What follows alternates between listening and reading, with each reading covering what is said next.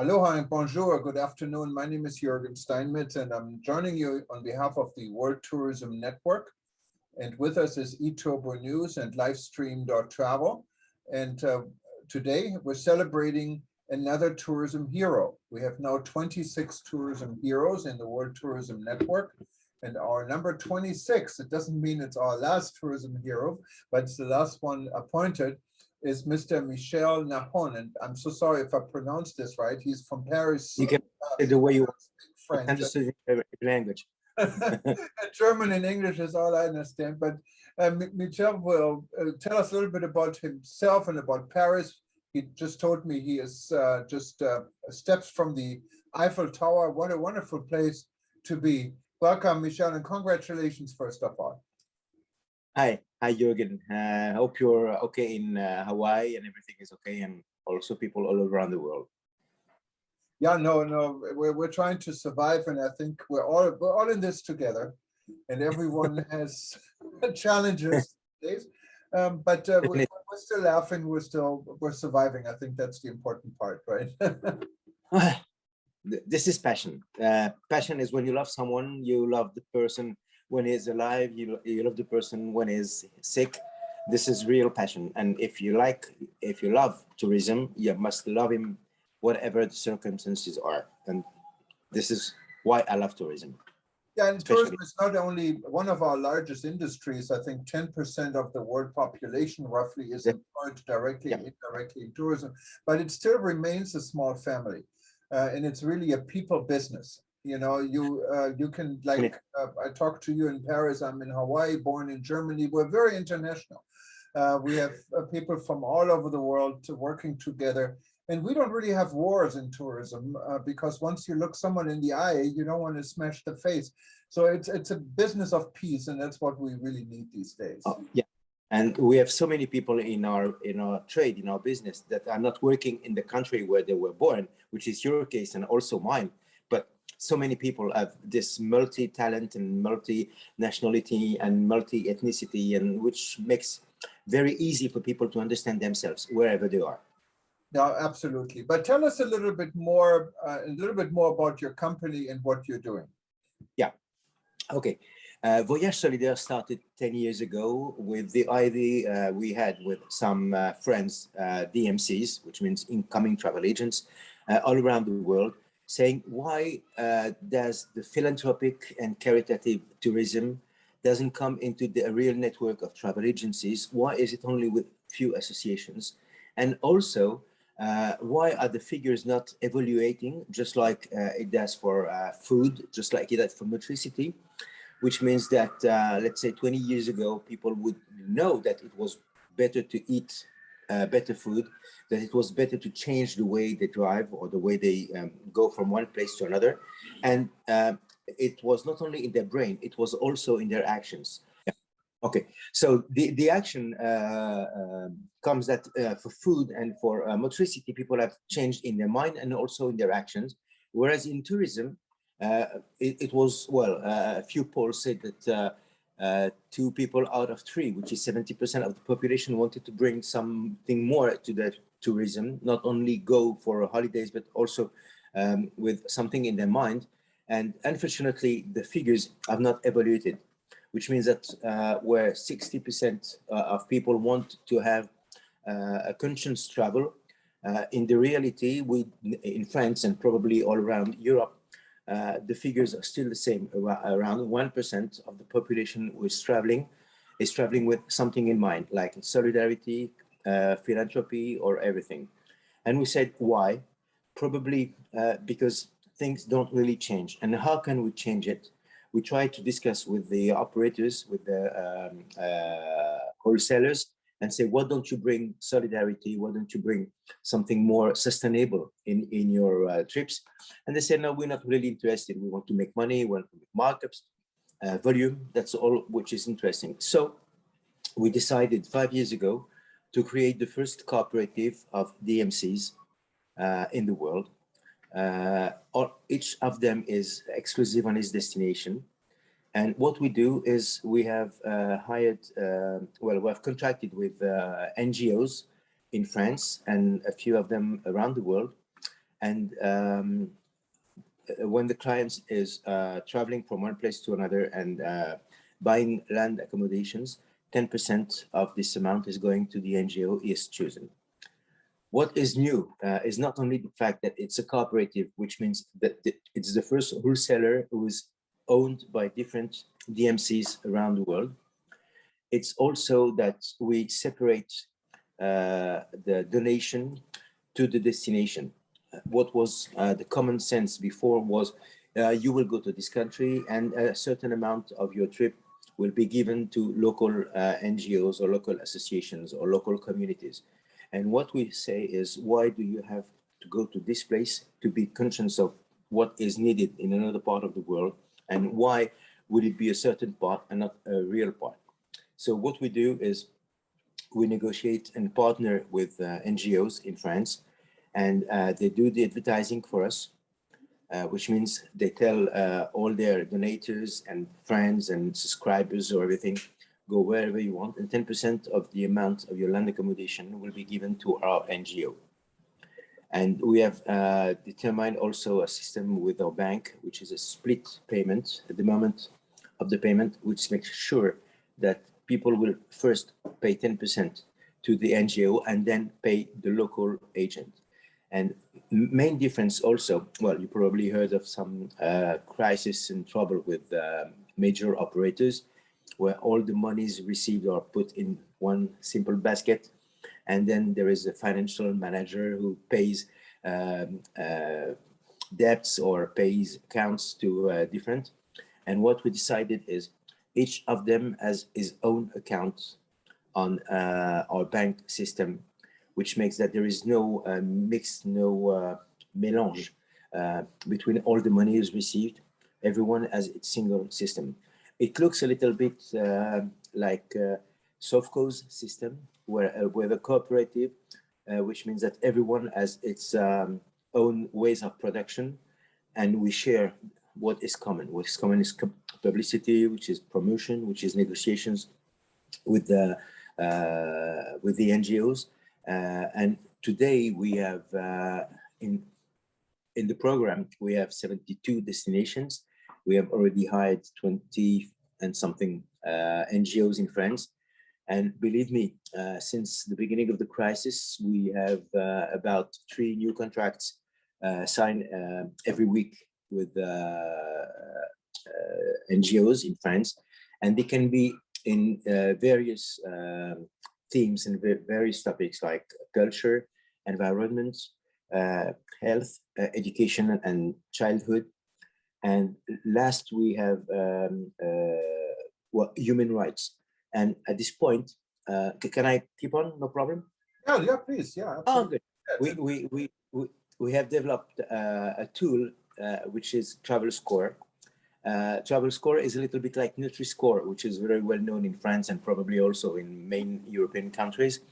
Nutri-Score is what you're eating good or not good, as far as cholesterol, fat, gluten, and everything. And we said, okay, but what's the point with this?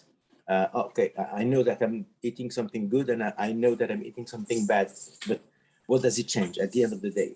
And we said we should bring something a little bit more than this. And we have sourced 3 different we have sourced sorry, there was a meeting. We have sourced 3 different information from 3 different places. One is Yale University as far as environment is concerned with COP21. The second one is cato.org, which is like a note for human rights and economic rights in the world. And also we take the distance between France and the destination. And out of this, we make a note. And the note is a travel score note. This is for each country, because it's important for us to say to people, we are very, we know you will be very keen on what your footprints will be in this country, but also we would like first you to know where you put your foot. before that. So apart from this, I know it's a bit complicated, but I will send you and probably you'll understand better. The second part is we ask all our DMCs to give a note between 1 and 50 to each, and each program they produce with us. Question is, will this hotel work with local communities? Is the food taken from around or brought from other places? How is the ecology and all this in this hotel? Will people meet local people? Will there be a way to save energy going from one place to another? Is everything sustainable? To name it clear. And from this note, we said, okay, they have a note, and we need them to have something more than only a note. So we had what we call the incentive, which is not only incentive, but also incense. And we provide a discount, which is equal to the number of the note, which means that if this trip has like 86 out of 100, they will get 86% discount on the PNR files, on the files fees, which is 100 euros per group, whatever the number of persons. So the more sustainable is the destination, the more sustainable is the program by itself, which can be a stay in a hotel or a tour or anything, and the more discounts they have on these fees, which is a way to tell people, try to choose as much as you can this program rather than the other one, this country rather than the other one. And we not judge, we just say, go ahead and don't hesitate. I'm sorry, Jürgen, it's probably a little bit confusing. No, it's quite interesting, and I think, and hopefully, I don't know if you're a member of our organization, the World Tourism Network, but if you're not, I encourage you to become a member. We have interest groups, and this would be a good interest group. We also have the community tourism group, is under the leadership of a lady from Jamaica who has been. I'm part of a school, of course, COMEX in Paris, and also World Travel Network. I don't think we had that many people in France. Probably one day we should try to organize something and make it more popular in France. I mean, among the travel agents. Well, France is still a country which is very important. Well, I've checked on your listing of French, people in France, and I'm not really sure, to be honest with you, that it's very representative of the French tourism trade. But maybe there's something we can help there and probably make it a little bit more popular and interesting for people to be member of it. We would love that. And obviously, France is one of the most important countries in the world when it comes to... thank you. You know how to speak. So that is definitely a given. And I see we have, I'm actually on the board of an organization what is based in France. So you may know Philippe Francois. He's the Association for Hospitality and Tourism Education. Oh yeah, I'm Fort. We have, yes, we have a partnership with them for the school. Right. Agreement, I think 2 years ago at the ILTM, which is the equivalent of World Travel Market in France, same organization, READ. Right. And we have signed an agreement with them because, of course, school people are very much involved in the hospitality, and so it was important for us to be member of, to have a partnership with them. Yeah, and we do work with SCOL. I'm a SCOL member myself as well. And so we have been working with SCOL over many years, both on our media side for eTurbo News, but also with the organization. So I see there's some good touching points. And SCOL is a great organization because you get people together on the social platform. And it's the largest and oldest travel association in the world. So born 1932 in Paris, and by the way, we will have the opportunity and pleasure to welcome Bill Rheaume, the 2021 president, in Paris in 2 weeks. And I'm very sorry for both Jim Morrison from New Zealand and Bill Rheaume, because it was not really good year to be president of school. Usually these people travel from one place to another, welcome like kings. all around the world. And for the last 2 years, they could not really travel and be as much as a representation. And I believe it must be very frustrating. So very. That's why we have Zoom, we don't. Of course. But well, it's not like going from one place to another, meeting people, and Absolutely. like Minister of Foreign Affairs for a government to be president of school is of course, a real position, but also possibility to meet people around the world, which is unfortunately not the case for the last 2 years. Hopefully it will change, hopefully. And that's what SCOL is all about. It's a people-to-people organization. Of course. Well, business among friends, that's the basic. Absolutely. And that's the basic. And in our organization, we started because of the crisis. I don't know if you know this. We started in Berlin on the sideline of an ITB that was canceled. So many of the people were stranded, including SCOL in Berlin. We had a meeting with SCOL people from all over the world, and some of them attended our start with rebuilding travel. What was it? The Grand Hyatt Hotel in Berlin. And so we go way back with SCOL, also with PATA. PATA was a partner, the Pacific Asia Travel Association, the Nepal Tourism Board, and the African Tourism Board. That's how our initiative was started. I followed that. All this information coming from your World Travel Network and Rebuilding Travel, and I think as you can probably understand, I'm very much interested in what you're doing, not only on the international scale, but also specifically for this kind of travel, how we can rebuild, how we can think different. And this is probably one of the things we try to do with the cooperative, to put each DMC in front of his own responsibilities. There is no, this intermediation that we have between 3 or 4 people, between the client and the final provider, which is a hotel or a group company or a tour company. There is only one.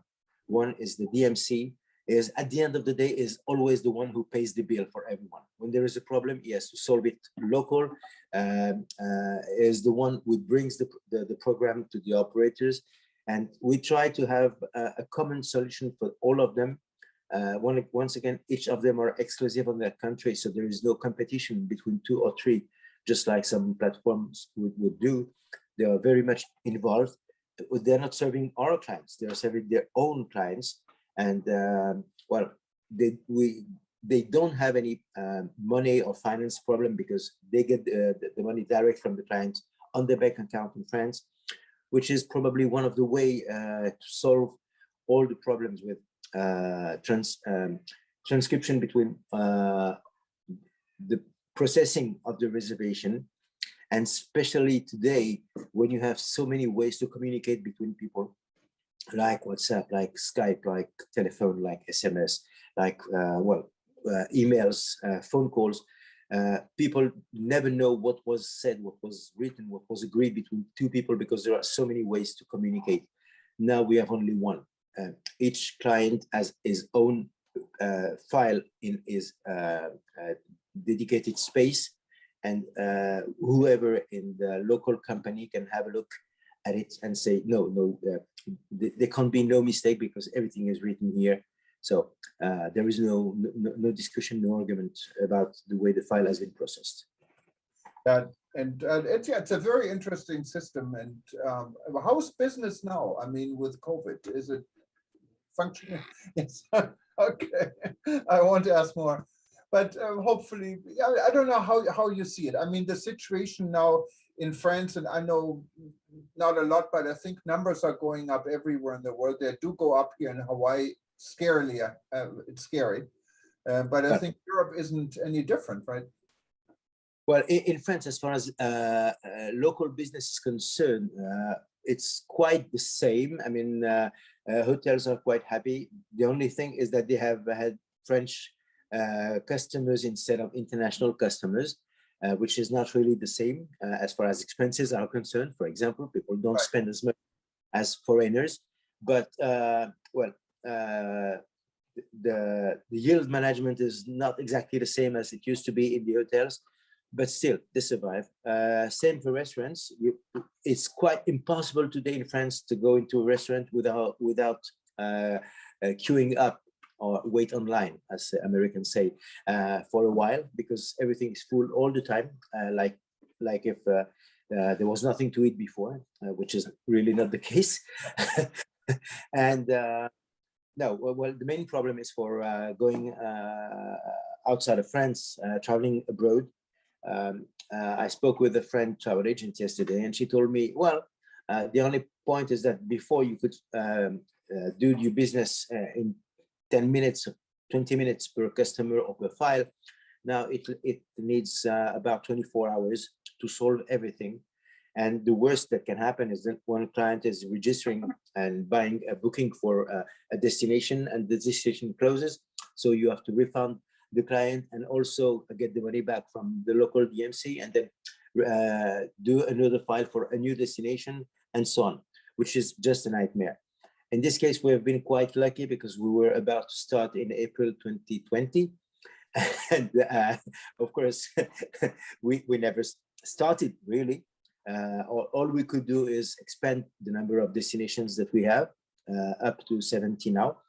But we didn't have one customer for the moment. When we applied for the government aids and assistance in France, with financial support and everything, they told us, okay, no problem. We would just give you the difference between last year's business and this year's business. Well, 0 minus 0 is 0. How much can we get? Our friendship. Thank you very much, sir. We appreciate it. These are how government works. Yeah. Well, you know, we have this zombie situation in France. Many restaurants, hotels, travel agencies, tour operators have received lots of monies from the government, which helped them survive during the pandemic. The main question is, will they be able to start again now that the financial support from the government will end at the end of September? Yeah, and that's definitely the situation with employment. I know here in my part of the world, we have wanted signs everywhere. There's not enough people in the hospitality business because many got out of the business when everything closed. So now we can't get them back fast enough. We have exactly the same problem in France. Well, this is probably one of the reasons why there's so many queues in front of the restaurant, not only because restaurants have to check their pass, the sanitary pass, and showing that they are vaccinated or they have this PCR test. No, it's quite messy also in France, especially in restaurants, food business, quite complicated. And I know Americans can't wait to come back to France and see the Eiffel Tower. It is. I think it's the #1 destination for Americans of a European city, isn't it?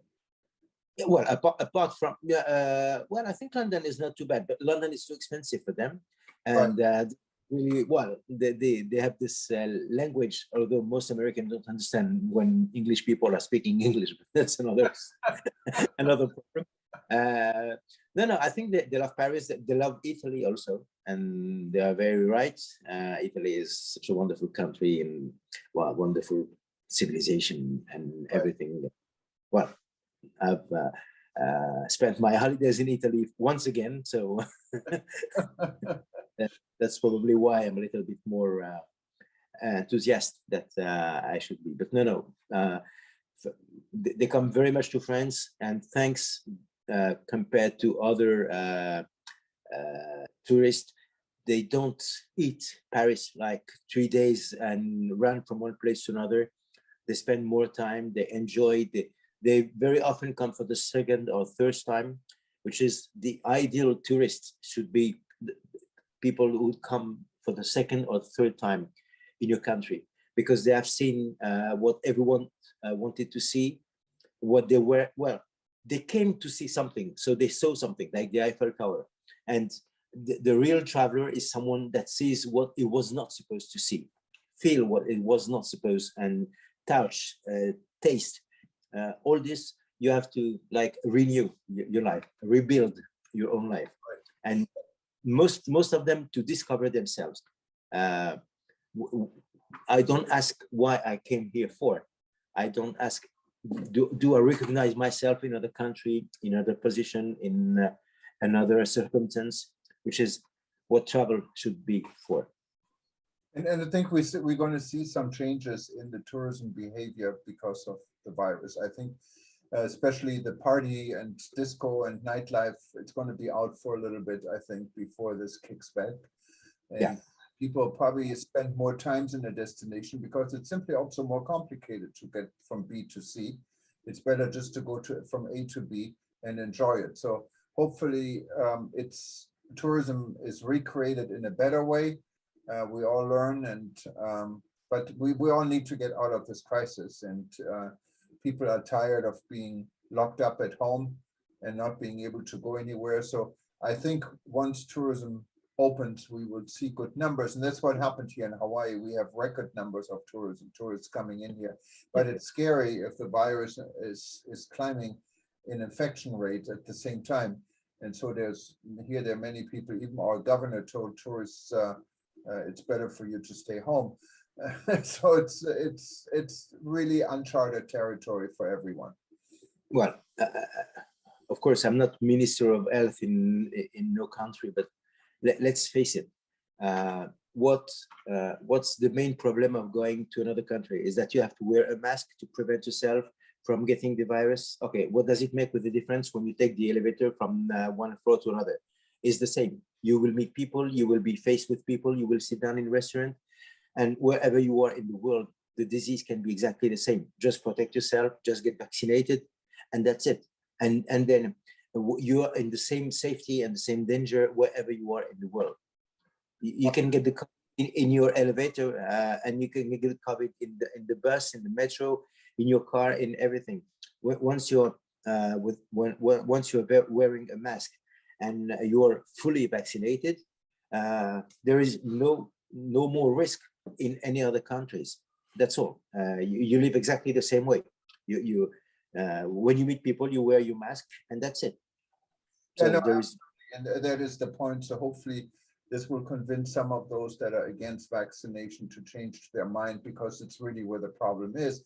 In France, in Europe, and also here in the United States, we have enough vaccine, but we don't have enough people who actually take the vaccine. So it's an insane situation where there are other countries that are desperate to get more of the vaccine and they cannot get it. So with the COVAX, of course. Well, it's not created equal, but that's why we need people like you who lead this world, lead this industry. And I'm sure we will hear a lot more about you. And if anyone who's listening now want to learn more about Michael, right? It's how do you pronounce your first name? Michel. Michel, okay. Because Michel, but Michael stands as well. Michael or Michel, same spelling. You can now actually go to heroes.travel. Look under France, and you will find Michael's profile, also linked to the website. And Michael, you are our first hero in France, so you have no competition in France. So if anyone clicking on France, I killed them all. They cannot get lost.